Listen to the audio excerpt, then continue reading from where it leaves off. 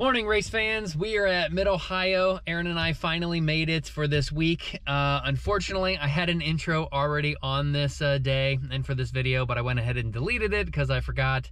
There was some other stuff on there and I thought it was all the same stuff. But yeah, we made it. We got everything done on the car, thankfully. We got an alignment done. My rear wheel showed up, the factory wheel, to go ahead and replace that so we can put the 19s back on. And then I even bought a rear diffuser that I actually have installed in this video. I talked about it a little bit, but then I deleted that footage.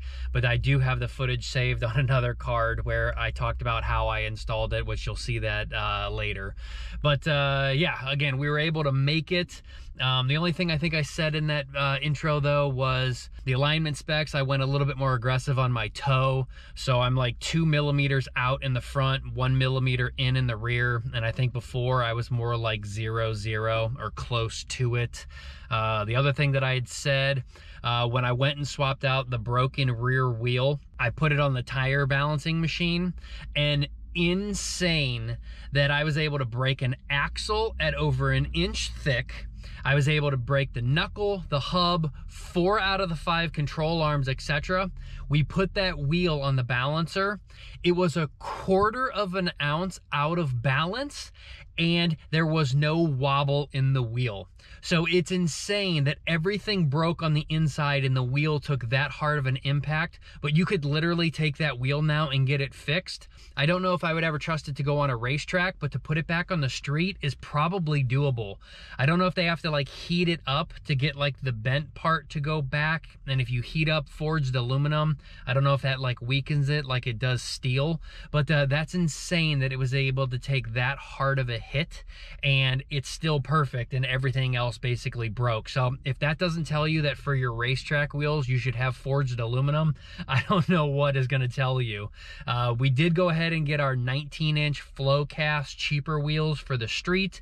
They're the exact same wheels that I have in 18 that I'm selling, except they're like more of like a gray color than the black because black was out of stock. But since we got those 19s, we can put some regular street tires on it and I can actually drive this thing more often on the street. So the forged wheels though are going to stay for racetrack wheels. Once we burn these tires up, we'll go ahead and put on racing slicks, and that way we'll have a streetable version that are softer and not as good for a racetrack, and we'll have the stronger, more factory forged wheels for the track with slicks at a later time. So I think that's all I said in the intro, but we're gonna get through tech inspection.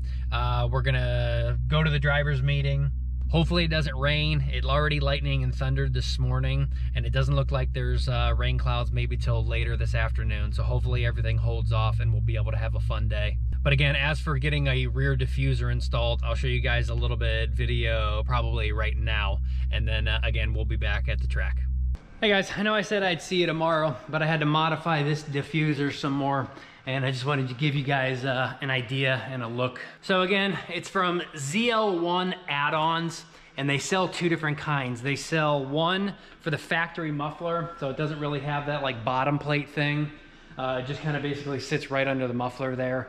And then the ones where you actually do a muffler delete, but it says it will not fit with any aftermarket muffler. So pretty much you have to customize it no matter what, whether you have any aftermarket system. But again, we just kind of cut out where the resonators are going, and this thing had to drop down. I think something's missing in the kit because the way they want you to like bolt this thing on here, it came with those 2 like metal rods right there. But on their website, there's a picture of basically 3 rods.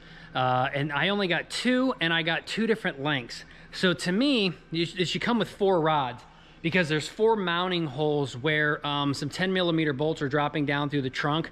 There's 2 in the front and 2 in the back, and they're kind of welded in and they're holding on a heat shield there. Well, to me, the kit should have come with 4 of those metal rods. The 2 in the back are actually pushing down on it, and that gives you your proper like 5 to 15 degree uprake, so the air flows out of that diffuser. And then the front 2 should have bolted the front of the diffuser down to it, but they gave me 1 short and they gave me 1 long. Well, the 1 long one, I just went ahead and hacked it off and made it into a short. So now evenly on each side of like kind of these inside spaces, like say like right here and right here now, it's pushing down on that diffuser evenly. And again, giving you that 5 to 15% uprake. And when I was getting an alignment, I actually measured it and it's about 10.1 degrees. So right in the middle of where a diffuser should shoot your air up and out. But because I've got those resonators, I knew that I had to make like a custom bracket. And basically what I did, I used the factory 10mm spots, which would be that guy right there and that guy right there. Went ahead and got some angle iron, drilled some holes. So I'm using those 2 front spots now. And because I've got a piece of angle iron, I cut another piece of angle iron that drops down to a bracket, which ends up looking like that basically. So we've got some bolts on that upper piece.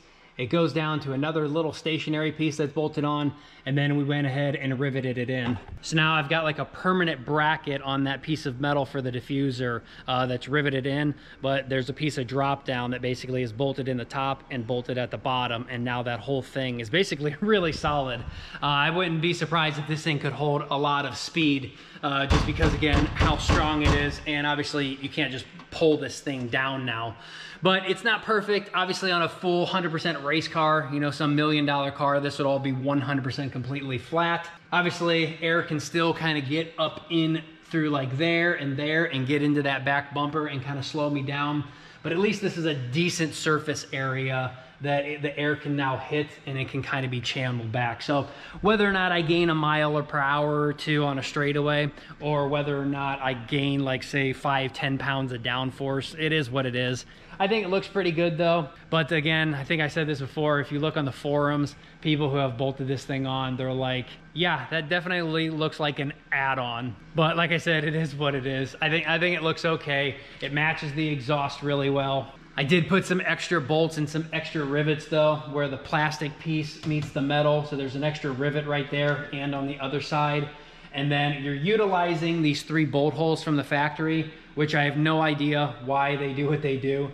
This is like a 6.5 nut. That's like a 6.5 nut. And then this is like a really small microscopic Torx head. I don't know why you wouldn't just make all 3 bolts the same actual bolt, but it utilizes the factory locations there. And then in the plastic piece, they leave an extra hole. So I went ahead and put a big ass bolt and a washer. So this thing basically cannot separate just because these 3 are basically so tiny. So definitely some extra reinforcements on the side. And now with those front brackets there, it's really strong. But hopefully it doesn't fall off, and hopefully it's tested well. I do have to do 1 more bracket, but I ran out of angle iron. So the middle piece here, she's a little flimsy, but if we just kind of bend it up and out of the way, it's not like it's gonna catch on the ground and be pulled down. And even if it does, it's so weak and flimsy, I don't think it's gonna do anything. But we'll have to make 1 more center bracket so that this guy is nice and strong. But I think that's more than enough that we'll be ready for tomorrow. So hopefully that makes sense. If you guys buy a diffuser, you got an idea of how it can look and how it can bolt on if you need to like customize something. But now again, I will see you guys back early in the morning and we'll be on our way to the track. All right, everybody, gonna try a voiceover here. This is session number 1 early in the morning. I forgot to turn on the other GoPro, but this is a lap of Mid-Ohio, and yes, it is sped up because it was an outsiding lap and it was very slow. But here we are crossing the start line. We are headed now into turn 1 underneath of the bridge, and this is where obviously you come onto the track also from pit lane. Now in this section here for track days, they don't allow you to run the pro course. They want you to turn in here for the chicane, and that's just because Mid-Ohio doesn't have really safe runoffs in my opinion. If you were to head straight there into the keyhole, not a lot of runoff, and you're gonna basically smash that wall. So basically they slow you down. But going through an off-camber keyhole, going down the back straightaway, yesterday we were able to get up to about 147 miles an hour, at least for what I dared to look down at my dash and see. Right there is the start-finish line for the Indy cars, and now we're entering into China Beach on turn number 7, or however you label it, where you start and finish. China Beach also not a very safe runoff area. It almost gives a lip where you shoot up and out and over the gravel patch before you come back down, which usually causes cars to roll, and I do not like it. It needs redesigned. Coming through the S's here, this is almost can be like a straightaway. You don't have to turn left here, and then right here you can kind of go straight if you're going faster. Coming out over this right, there's a pretty big bump here, so the rear end gets very loose, so you have to be careful on the throttle. Now we're going down through Thunder Valley, almost a straight out till this 100 marker where you can slam on the brakes, and if we were going faster, we would go out here to this yellow rumble strip that we'd be hitting. And again, right into the carousel again onto the front straight. If you hug this too much, there's a big bump right there that kind of sucks and can upset the car. This is also bumpy and can upset the car, but there you are for one lap Mid-Ohio.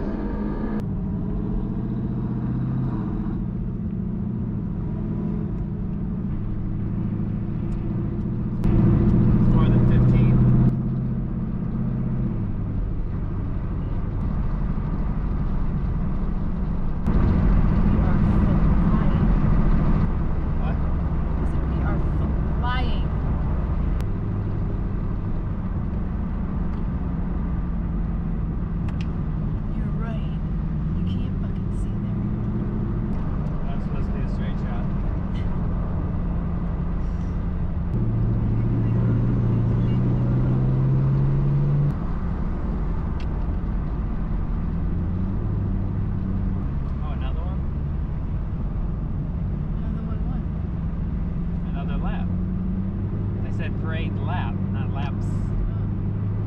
Maybe it's because more people keep joining. Fuck this shit, Kane. Why? It's unnecessary. You don't want a novice going off up there. There's no place to go except that wall. This forces you to slow down. You lose your brakes there. Where are you gonna go? You got about 100 feet. Into the sun. Maybe 150 into that wall with barely a sand trap.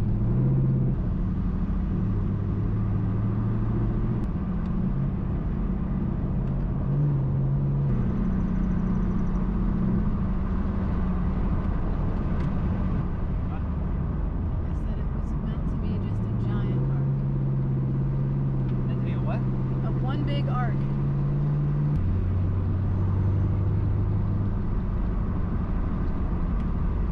Are we going in? I don't know. I'm not gonna tell you at the last second. Unless I just go back out. I don't want to go that speed. I want to go fast. That's what I thought you would say. It's like driving in the driveway. You're always like, you can't handle that car. You think that was you handling the car? Shut the fuck up. Is that what you're saying? They won't let me. You better get a car then. I know.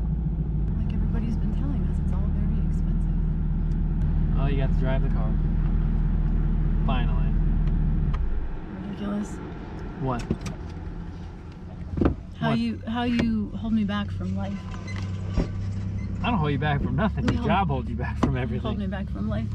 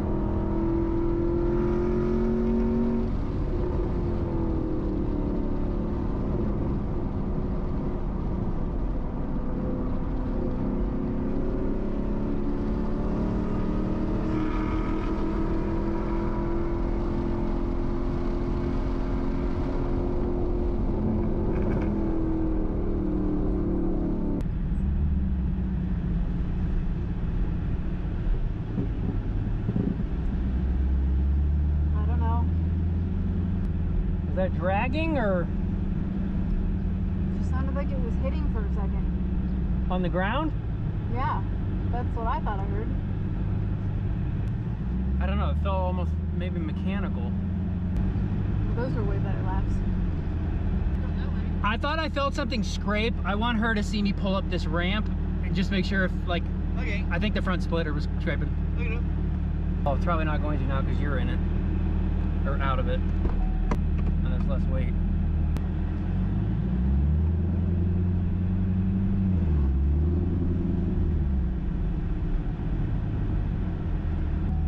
How close is it?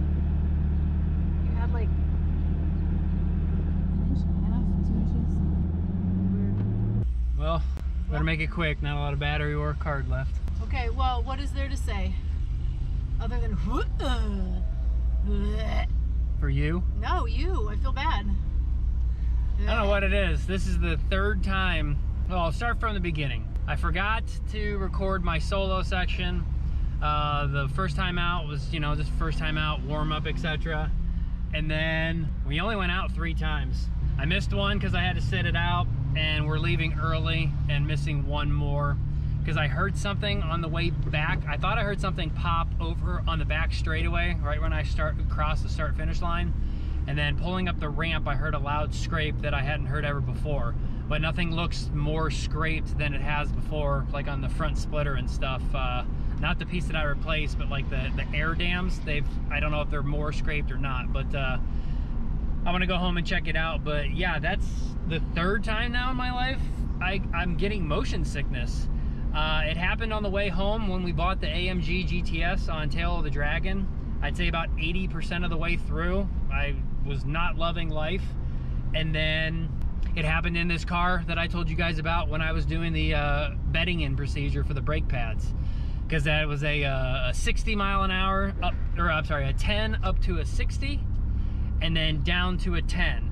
So 10, 60, 10, 60, 10, 60. And then I quickly followed it up with a little bit faster to bed those pads in. And I would say about the 10th out of 20, I started getting motion sickness. So either I'm dehydrated or just not feeling well, or it's this car or the AMG because they're faster. I don't know, but it's never happened to me before in any of the other cars or bikes. So I guess next time we can try a Dramamine or a Dramamine non-drowsy, or I can ask one of the docs to prescribe me a prescription, like one of the pads that go behind your ear. But I don't know.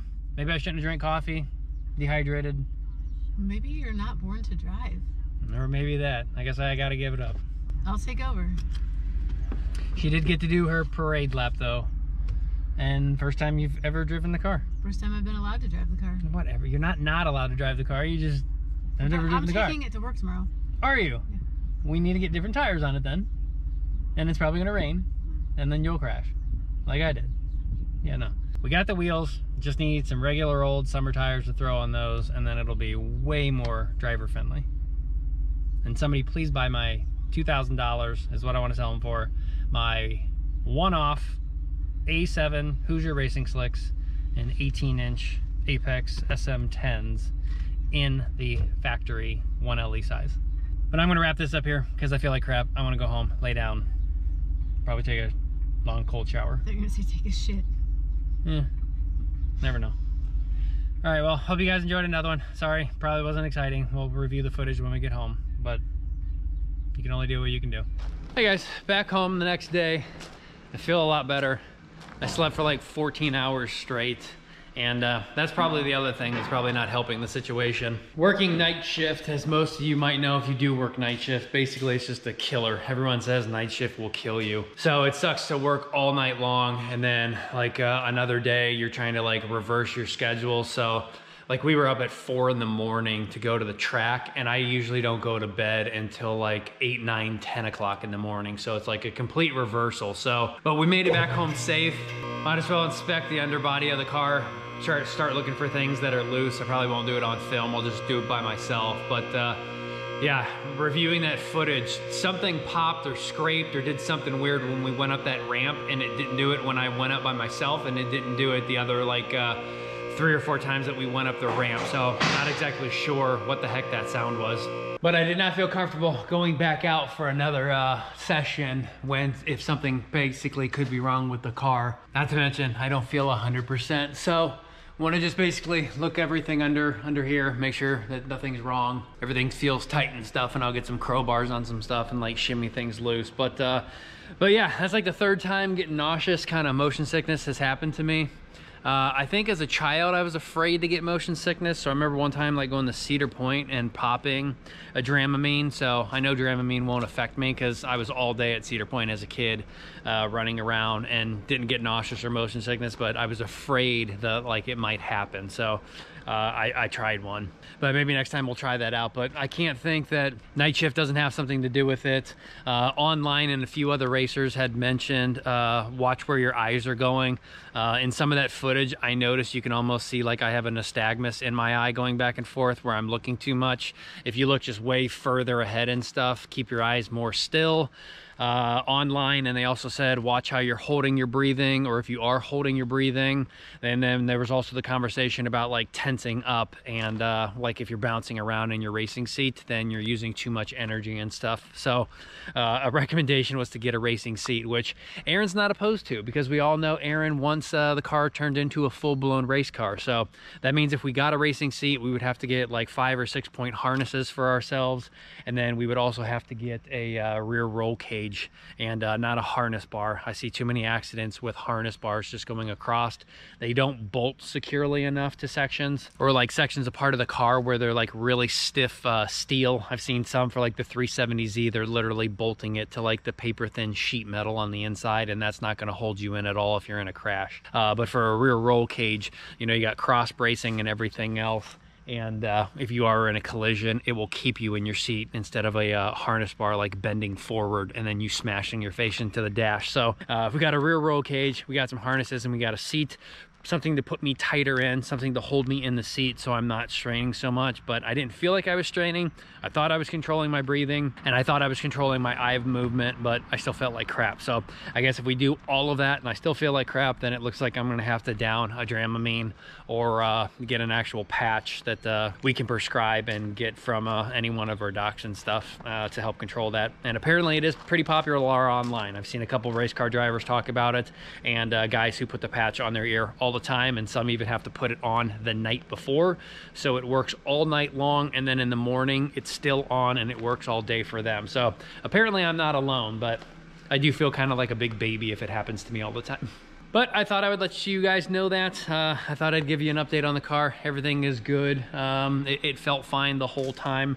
I definitely need to push more, but some of those turns when you're going uphill and then back down and that rear end's getting light, yeah, we're definitely like just barely touching that throttle, where I know those Miatas on Mid-Ohio are lit pretty much full throttle the entire track. So we got to step up our game a little bit, but it is scary for a first time heading to a track like that with that much power and torque. So we just need to be careful with what we're doing. But I thought, again, I would wrap this video up here. So thanks for tagging along. Let me know what you guys think down below.